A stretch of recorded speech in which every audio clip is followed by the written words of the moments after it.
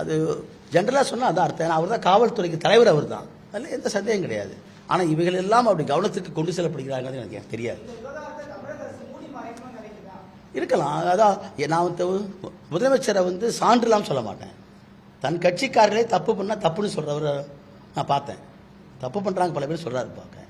அப்படி கவனத்துக்கு கொண்டு போகணுங்கிறதுக்காக தான் நாங்கள் இந்த மாதிரி ப்ரெஸ் மீட் வச்சுக்கிற போகிறாங்க.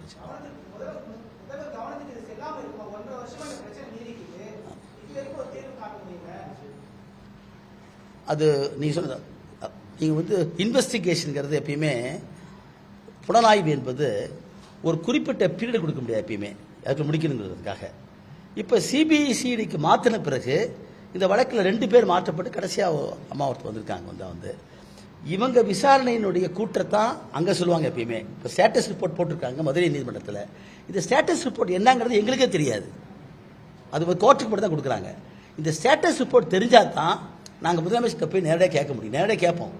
இப்போ இது போடுறதுக்கு காரணமே முதலமைச்சருடைய கவனத்திற்கு இவரெல்லாம் கொண்டு வரப்பட்டதா.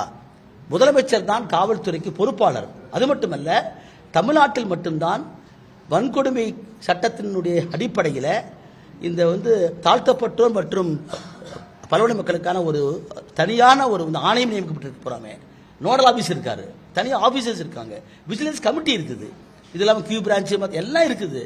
எந்தெந்த வழக்குக்கு போய் ஊடுருவி பார்க்கக்கூடியவங்க இந்த வழக்கை கண்டுபிடிக்க முடியலன்னு சொல்றது என்னால் ஏற்றுக்க முடியாமல் இருக்கு.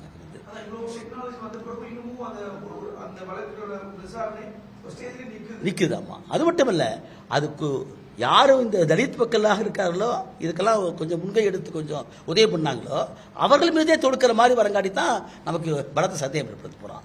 ஆகவே இதை நான் பிரஸ்ல கொடுத்துட்டு நீதிமன்றத்தில் போய் அந்த சிபிஐக்காக போட்டிருக்காங்கல்ல அந்த வழக்கிலேயே நாங்கள் கட்சிக்காரராக நாங்கள் அதில் சேர்ந்து இதில் வாதாடன்னு நினைக்கிறோம். அதை அது அது இதெல்லாம் பண்ணுறாங்க. இப்போ அதுக்கு பின்னால் கண்காணிப்பு இருக்கிறது மற்றலாம் இருக்குது. நாம் தப்பு சொல்லல. இதில் நீ என்ன பார்க்க வேண்டிய, நீ யாராவது கேள்வி எப்படின்னு பார்த்தோம். இப்போ கிராம சபை கூட்டத்தில் அந்த பகுதியிலே சுத்தமான சுகாதாரமான குடிநீர் தரப்படுகிறது என்று சொல்லி தவறான ஒரு செய்தியை கொடுத்தவர் தலைவர்னா அவருடைய துணைவியார் தான் அங்கே இருக்காங்க. எல்லாம் உங்களுக்கு தெரியும், கிராமங்களில் இருந்தாலும் அவங்க தான் அதை பொறுப்பெடுப்பாங்க. அதற்கு பின்பாக அதை சுட்டி காண்பித்திருக்க சண்முகம் டேங்கர் ஆபரேட்டர் முத்தைய சமூகத்தை சார்ந்தவர். நாம் எப்பயுமே இதில் உடனே பட்டியல் சமூகம்னா மற்றவங்களாம் எதிரின்னு நம்ம நினைக்க மாட்டோம். சமூக நல்லிணக்கம் தான் முக்கியம் நமக்கு. அப்போ அவருக்கு இந்த மக்களுக்காக போராடுகிற அந்த மனிதனை தூக்கி மாற்றி அவர் மேலே கேஸ் போட்டு லேபர் கோர்ட்டில் நிற்கிறார். இப்போ அவர் சண்முகம் லேபர் கோர்ட்டில் அவரை பற்றி அவர் என்ன தலைவர் போறாரு, இவர் மோசமானவர் சேர்த்து வைக்கக்கூடாதுன்னு சொல்லி வயல் போறாரு. அப்போ சண்முகம் இந்த மாதிரி கேள்வி கேட்டுட்டாரு அப்படிங்கிற காரணத்தினால தலைவர் சார்ந்திருக்க கூட செஞ்சிருக்கலாம். இப்போ சண்முகமே செஞ்சிருக்கான்னு சொல்லிட்டு கூட அவர் சொல்றாருலாம். இதெல்லாம் யாரு கண்டுபிடிக்க வேண்டியது? It is on the part of the investigation to find out and all. அதை ப்ராப்பராக இல்லைங்க அடித்தான் வரோம். தொடர் அறிக்கை கொடுத்துருக்காரு கிராம சபையில். போகல தான் சொல்றேன், இது வரைக்கும் போகாம எடுத்தா பேசுறோம். சண்முகம்னு ஒருத்தர் தான் இந்த மக்களுக்கு ஆதரவு நின்றுருக்காரு.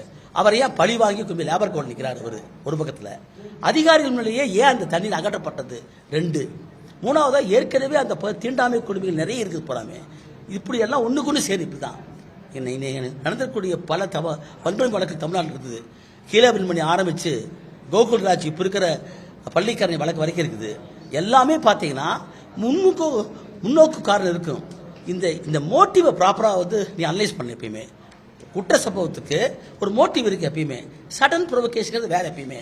ஆனால் திட்டமிட்டு நடத்தக்கூடிய விஷயத்தில் நீங்கள் புலனாய்வு தான் செய்ய முடியும். காரணம் நம்ம அட்வர்ஸ் சிஸ்டம் அமெரிக்கா மாதிரி இட்டாலியா மாதிரியோ நாங்கள் இன்வெஸ்டிகேட் பண்ண முடியாது. இன்க்விசிட்டிவ் சிஸ்டம் தான் முடியும். அட்வர்ஸ் சிஸ்டத்தில் போலீஸ் தான் செய்ய முடியும். அதே போலீஸ் தவறாக செஞ்சுன்னா முடிஞ்சு போச்சு. ஆகவே தான் இப்போ நம்ம என்ன சொல்றோம், ஊடகங்களுக்கு பற்றி நாம் சொல்றதே இந்த வழக்கை முறையான புலி விசாரணை மேற்கொள்ளப்பட வேண்டும், அல்லது சிபிஐ கேட்ட மாதிரி நீங்கள் அதுக்காக உத்தரவிட வேண்டும். அப்போ தான் போய் பேச முடியும்.